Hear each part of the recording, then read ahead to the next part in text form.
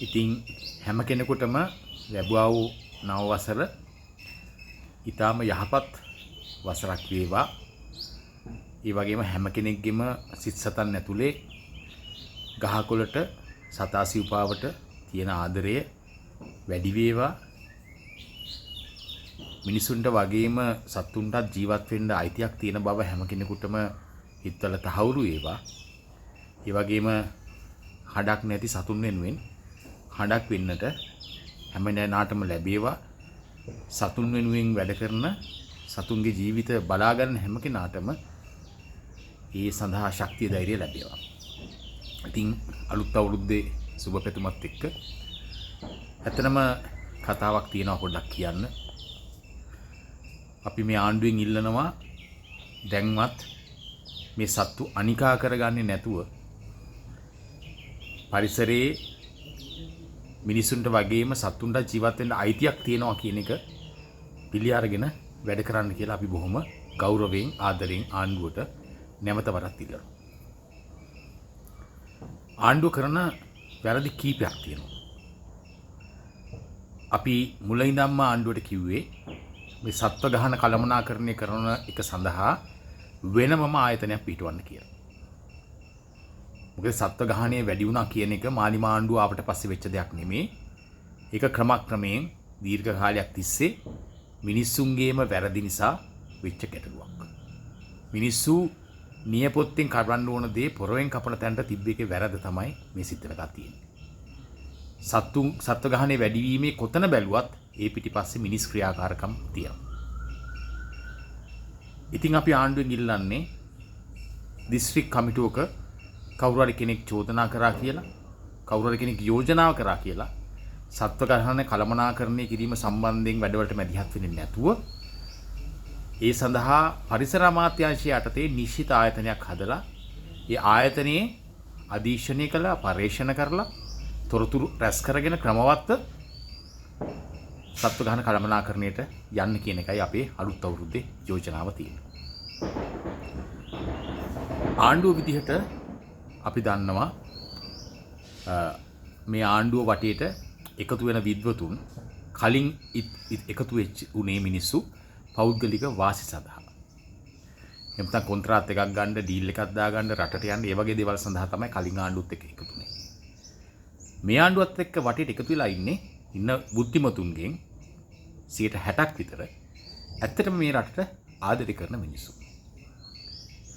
ඉතුරු 40% අර වචනයෙන් රවට්ටන මුලා කරලා චාටු බස් කියලා මේ ආණ්ඩුවට ලක් වෙච්ච අය. හැබැයි පොඩි ගැටලුවක් තියෙනවා මේ 60%ට 60න් බහුතරයකට අත්දැකීම් අඩුයි. අපි උදාහරණයක් විදිහට ගත්තොත් එහෙම දැන් ආහාර සුරක්ෂිතභාවය ඇති කිරීමේ සඳහා කෘෂිකර්ම අමාත්‍යාංශයේ වගකීම රිලව් ටික එලවලා දාන එකද, රිලව් ටික මරලා දාන එකද? එහෙම නෙමෙයිනේ. දැන් තවම කෘෂිකර්ම අමාත්‍යාංශයේ විදිහට අපේ ලංකාවේ මොකද අපේ ප්‍රධානම ආහාරය බත්, තාම මේ වී සම්බන්ධයෙන් නිශ්චිත වැඩපිළිවෙලක්වත් කෘෂිකර්ම අමාත්‍යාංශයට හදන්න බැරි වෙලා තියෙනවා. අපි දන්නවා ගොඩක් වෙලාවට දැන් තක්කාලි සමහර කාලේ තක්කාලි වැඩි. තක්කාලි මිල හොඳටම පල්ලෙහාට යනවා. සමහර කාලයකට තක්කාලි මිල වැඩි. සමහර වෙලාවට කැරට් මිල අඩුයි, සමහර වෙලාවට කැරට් මිල වැඩි. ඒ වෙලා තියෙන්නේ මේ එක ප්‍රදේශවල ලංකාවේ තියෙන සීලම වගා කරන භූමිවල එක මිනිසුන්ට අවශ්‍ය කරන කැරට් ප්‍රමාණය කොච්චරද, තක්කාලි ප්‍රමාණය කොච්චරද මේ මාසෙට කියලා ගණනය කිරීමක් නැතුව ඔහේ මේ එළවලු ටික හදන එක. ඒ නිසා ගොවින් හොඳටම අමාරු වැටෙනවා. මිනිස්සුන්ටත් ගැටලු ඇති වෙනවා. සමහරලාට ගිනි ගණන් සමහර එළවලු. ඒක ලංකාවේ කෘෂිකර්ම අමාත්‍යාංශය යටතේ කොච්චර නිලධාරීන් ඉන්නවද? දැන් මේ නිලධාරීන් එකතු කරලා අපි තාක්ෂණي පාවිච්චි කරලා අපිට බැරිද මේ එළවලු ටික ඒ මිල නියතව තියෙන විදිහට මේ නිශ්චිත විදිහට මේ එළවලු වවන්න එක කාලෙට එක තැන්වල මේවා වවන්න පුළුවන්. ගොවියන්ට ඕන විදිහට නෙමෙයි. මොකද ගොවියාම අමාරු වැටෙන්නේ. ඉතින් අපිට පුළුවන්. ඒ වගේම වී සම්බන්ධයෙන් තියෙන ගැටලුව ගත්තත් අපිට බැයිද මේ මෙච්චර තියෙන ඉඩම් ප්‍රමාණයක් තියෙන ලංකාවේ මේ අපිට මේ වී ටික අපේ රටේ ඉන්න මිනිසුන් ඕන කරන වී ටික හදාගන්න අපිට බැරිද? ඒ කළමනාකරණය කරන්න බැයිද? පෞද්ගලික ඒකාධිකාරයක් තියෙන ඒකාධිකාරයේ බිඳ දාන්න බැරිද? එහෙම මං හිතන්නේ මේවා ලොකු වැඩ කියලා. ඒක කුෂිකර්ම අමාත්‍යාංශයේ මෙවැනිම වූ විශාල රාජකාරී ගොඩක් තියෙනවා. අනික අපි දන්නවා විශේෂයෙන්ම අපි එළවලු ගත්තත් පළතුරු ගත්තත් විශාල හානියක් වෙනවා ප්‍රවාහනයේදී. අපි දකිනවා දඹුල්ල ආශ්‍රිතව සමහරවිට විශාල ප්‍රමාණයෙන් අපතේ යනවා එළවලු. ඒතකොට මේ සම්බන්ධයෙන් වැඩ පිළිවෙලක් හදන එක. ඉතින් ආරක්ෂක ආහාර සුරක්ෂිතභාවය සම්බන්ධයෙන් කරන්න ගොඩාක් වැඩ තියෙද්දි කුෂිකර්ම අමාත්‍යාංශයේ නිලධාරීන් ප්‍රධානම වැඩේ තියෙන්නේ මේ වගාවට හානි කරන රිලව් ටික එලවලා දාන දඬුවම් ටික එලවලා දාන. මම ඒක පරිසර අමාත්‍යාංශලා දාලා දෙයක් නෙමෙයිද? ඒ පරිසර අමාත්‍යාංශයක් අවශ්‍ය නැහැ නේ කුෂිකර්ම අමාත්‍යාංශයට පුළුවන් නම් ඒ වැඩ ටික කරන්න. අනික කුෂිකර්ම අමාත්‍යාංශයේ අය ස්පෙෂලායිස් වෙලා ඉන්නේ විශේෂඥ ඥානය ඒගොල්ලන්ට තියෙන්නේ කුෂිකර්මයට අදාළව. උපාධි තියෙන්නේ ඒ සඳහා. ඉතින් ඒ අයට ඇත්තටම අදාළ නැති වැඩකට අඳ ගහලා අපි මුලින්ම ඇත්තටම පැහැදිලි කරා මේ වනසත්ව ගහන සමීක්ෂණය. අපි කිව්වා මේක හරියන්නේ නැහැ කියලා. අපි හරියන්නේ නැහැ කියන අපේ අත්දැකීම් එක්ක. ඉතින් වැරදුනානේ. දැන් ඇමතිතුමාම කියනවා මේ ගහනේ වැඩි. මිහින්තලේ එක ගමක ඉන්නවා දඬුලියම 11000ක්. දැන් ආරංචි හැටියට රිලා වඳුරු ගහනේ කෝටි 1කමාරක්. ඉතින් ඇත්තටම අපරාධයක් නෙමේද? එතකොට මේ දැන් අඩුම තරමේ දැන් මේ උපදෙස් දුන්න නිලධාරි ටික මෙතනින් දැන්වත් අයින් කරන්න ඇමතිතුමනි. අයින් කළා මේක හරියන්නේ නැහැ ඊට වැඩිය අදහස් තිබ්බ ඊට වැඩිය දේවල් කියපු මිනිස්සුන්ව ලං කරගන්න ඒගොල්ලන්ගෙන් අහන්න මොකද්ද කරන්න කියලා. දැන් ආයෙත් කරන්න යනවනේ ඔකම නෙමේද වෙන්නේ? අපි ගොවියට බයින්න බෑ. ගොවියා සමහර ගොවින් මේ සම්බන්ධයෙන් ලොකු කම්පැනියක් ඉන්නේ තමන්ගේ අස්වැන්නට හානි කරනවා කියලා. සංගන්නේ කරපු ගමන් එයා දාලා වැඩි ගාණක් අනිවාර්යෙන් දානවා. අපි දන්නවා ගොවි මහතුරු ලැහැස්තිලා හිටිය කියලා සංගන්නේ ආපු ගමන්ම ආයෙ ගණන් කිරීමක් නැහැ මෙච්චරයි අච්චරයි කියලා දාන්න. ඉතින් මේ ප්‍රායෝගික දේ අපි කිව්වට අපි ගණන් ගත්තේ නැහැ. අනික ගහන සමීක්ෂණයක් කරන එක විද්‍යාත්මකව කරනවා නම් 8 ඉඳන් 8.5කම් කරලා හරියන්නේ කාල රාමු 3ක්වත් අරගෙන කරන්න ඕන. ඉතින් ඒව බාර දෙන්න පරිසර අමාත්‍යාංශයට. පරිසර අමාත්‍යාංශයේ ඉන්න දක්ෂ නිලධාරීන් ඉන්නවා. පරිසර අමාත්‍යාංශයේ වැඩ කරන්න පුළුවන් මිනිස්සු ඉන්නවා. ඉතින් මේ වගේ පරිසරය අනිකා කරගන්න එපා. ඒ වගේ දැන් පහුගිය දවසේ ප්‍රශ්නයක් වුණා. ඔන්න මෝදි මහත්තයා යනවා කියලා. ඔන්න අනුරාධපුරේ ඉන්න නගරේ ඉන්න යා යන පාරේ බල්ලෝ ටික හරක් ටික අයින් කරන්න. ඊළඟට ඔන්න කොළඹ නගර සභාවෙත් තව කතාවක්. හැබැයි කොළඹ නගර සභාවේ සත්තු අයින් කරන්න කාගේ වුණාමට කරාද කියලා නම් අපි දන්නේ නැහැ. මොකද කොළඹ නගර සභාව ඇතුලේ කොළඹ නගරය ඇතුලේ ආණ්ඩුකාරයවත් කිසිම රජ නිලධාරියෙක් උපදෙස් දීලා තිබුණේ නැහැ මෝදි එනකොට බල්ලෝ අයින් කරන්න කියලා. මම හිතන්නේ ඒක කුමන්ත්‍රණයක්. දැන් මේවත් හොයලා බලන්න. මම කියන්නේ රටේ කොතනක හරි සතෙක්ගෙන් ප්‍රශ්නයක් තියෙනවා නම් හරිද? ඒ ඇමතිතුමේකට හරි කොහේ හරි දිස්ත්‍රික් කමිටුවකට ඒ ප්‍රශ්නේ ආවනම් දුරකථන ඇමතුමක් දෙන්න තැනක් තියෙන්න ඕන. රජයේ තැනක්.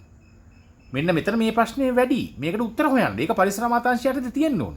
ඒක පරිසර අමාත්‍යාංශයෙන් ඒ ගැන කවුරු හරි කෙනෙක් යවලා හොයලා බලලා විශ්ලේෂණය කරලා ඇනලයිස් කරලා රයිට්. මෙන්න මෙතන මේ ඉන්න සත්තු මෙච්චර ප්‍රමාණයක් වැඩි වෙලා තියෙනවා. මේකට අපි මෙන්න මේක තමයි උත්තරේ. කියලා හොයන විදිහට යම්කිසි ආයතනයක් හදන්න. අපි ආණ්ඩු පත් වෙච්ච කමම කිව්වා. Fauna and Flora Protection Ordinance එක යටතේ වන සහ තුරුලතා ආරක්ෂක පනත යටතේ හදන්න ලේකම් කාර්යාල. හදලා එතන ඉන්න ඔක්කොගෙම අදහස් අරගෙන හදන්න මෙන්න රිලා ගහන්නේ කළමනාකරණයේ විදිය. මෙන්න බලු ගහන්නේ කළමනාකරණය කරන විදිය. මෙන්න අලිමිනිස් කැටුම නතර කරන විදිය. කියලා හදන්න සැලසුම. හදලා කොහේ හරි තැනක අර්බුදයක් වුණා නම් ඒ සැලසුමට අනුව උත්තර හොයන්න. දීර්ඝ කාලීන වැඩසටහනක් යෝජනා කරන්න. ඒතකොට මිනිස්සු තේරුම් ගන්නේ.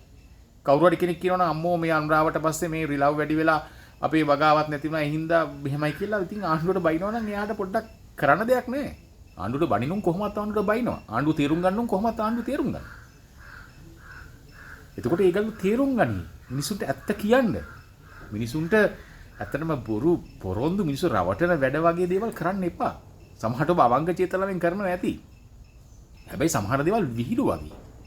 එන්නේ විහිළු කරන්න එපා. අපි මේ අලුත් අවුරුද්දේ කරන ලොකුම ඉල්ලීම තමයි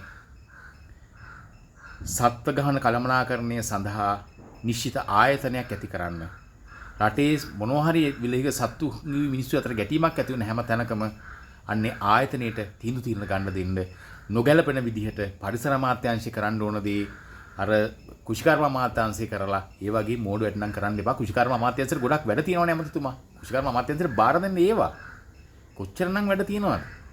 කුෂිකර්ම සම්බන්ධයෙන් වැඩ තියෙනවා. පශු සම්පත් සම්බන්ධයෙන් වැඩ තියෙනවා. ඒවා ඒගොල්ලන්ට කරන්න නියෝග කරන්න. මේක පරිසර අමාත්‍යාංශයට බාර දෙන්න. ඒවා අත දාන්න එපා. ඔබතුමාත් මේ නිලධාරීන්ගේ ඇත්තටම මේ දේවල් අහලා ඔබතුමාත් නිකන් නොමග යනවා. නිකන් මිනිසුන්ගෙන් බැනුම් අහනවා. අනික දැන් ඔබතුමා වටේ ඉන්න මිනිස්සු කවුද කියලා පොඩ්ඩක් දැන්වත් පොඩ්ඩක් හොයලා බලන්න.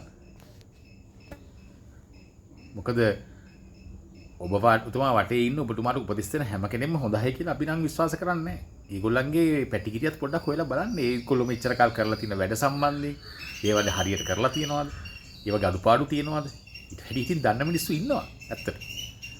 අනික පරිසරය සම්බන්ධයෙන් තියෙන කරුණු කාරණා ඒ සම්බන්ධයෙන් වගකීම තියෙන ඉතාමත් දක්ෂ පශු වෛද්‍යවරු ඉන්නවා අපේ මේ වයිල්ඩ් ලයිෆ් ඩිපාර්ට්මන්ට් එකේ.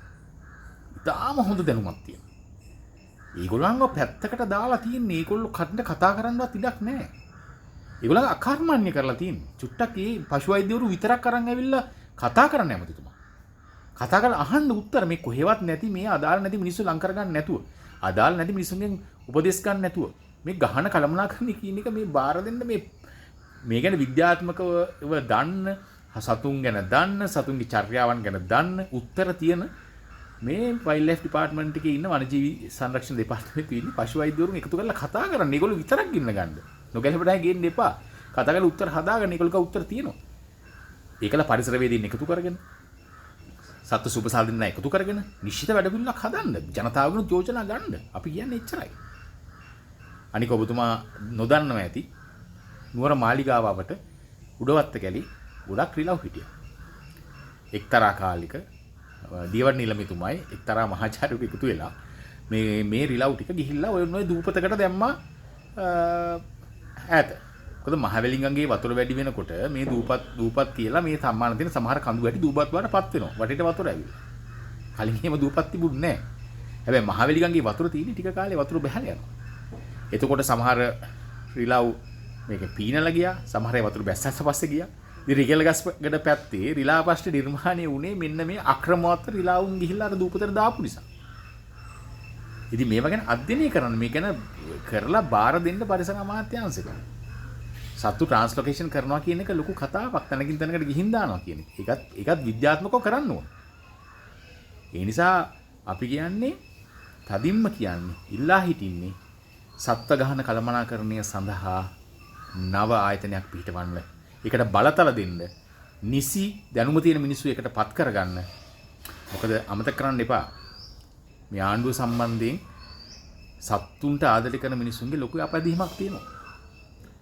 ඒ නිසා මේ පාර පළාත් මාලන ආයතනවලදී ඒගොල්ලන්ගේ ඡන්දය පවා හම්බෙන්නේ නැති වෙන්න ඉඩ තියෙනවා. සමහරවිට ඉතින් ඡන්ද ගොඩාක් අස්සේ ඉතින් ඒ ඡන්ද ටික පොඩි ඡන්ද ටිකක් වෙන්න පුළුවන්. හැබැයි ඔබතුමාලා ගැන තිබ්බ විශ්වාසය, ආදරය දවසින් දවස පරිසරවේදීන්ගේ හිත් වලින් ගිලිහිලා යනවා. ඒක වෙන්න දෙන්න එපා. මොකද පරිසරවේදීන් සතුන්ට ආදරය කරන මිනිස්සු සුබසාදරේ ඉන්න මිනිස්සු කෑ ගහන්නේ මේ මිනිස්සු NGO කාර්යෝ කියලා ඒ මිනිස්සු පැත්තකට තල්ලු කරලා මේ ඩොලර් වලට කෑ ගහනවා කියලා වගේ මත හදන්න නිර්මාණය කරන්න එපා. ඔබතුමාලා ළඟ ඉන්න Facebook බලකාය සමහරලාට කරන්නේ ඒකනේ. ඇත්තටම ඒ ඉන්න අයගෙන් 90%ක් සතුන්ට ආදරයයි. සතු වෙනුවෙන් තමන්ගේ ජීවිතේ කැප කරපු අය.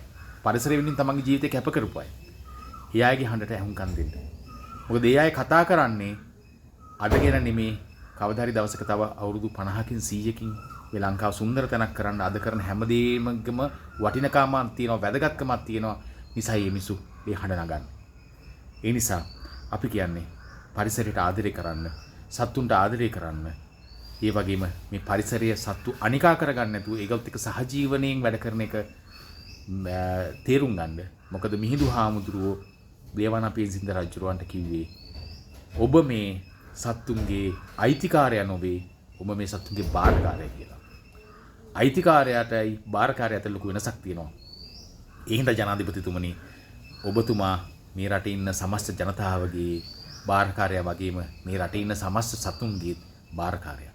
ඒ මිහිඳු හාමුදුරුවෝ කියපු දෙයට අනුව, ඒ අපේ ධර්මයට අනුව. ඒ නිසා අපි ඉල්ලන්නේ ආදරයෙන් මෙන්න මේ සත්ව ගහන කළමනාකරණය කිරීම සඳහා ජාතික ආයතනයක් හදන්න, හැම විද්වතුන්ගේම උපදෙස් ගන්න, පස් අවුරුදු සැලැස්මක් හදන්න. ඒ සැලැස්මේ රෝඩ් මැප් එකක් පළවෙනි මාස 6 මොනවද කරන්නේ, අවුරුද්දකින් මොනවද කරන්නේ, දෙවෙනි අවුරුද්ද වෙනකොට කරන්නේ කොහොමද කරන්නේ, අවුරුදු 5න් මේක ඇචීව් කරන්නේ කොහොමද කියලා සැලැස්මක් හදන්න. ඒ සැලැස්මට අනුව වැඩ කරන්න. එතකොට මේ පරිසරයේ වගේම මුළු විශ්වයේ මේ ආශිර්වාදය ජනාධිපතිතුමාටත් මේ ආණ්ඩුවටත් මුළු රටටත් ජනතාවටත් ලැබේ.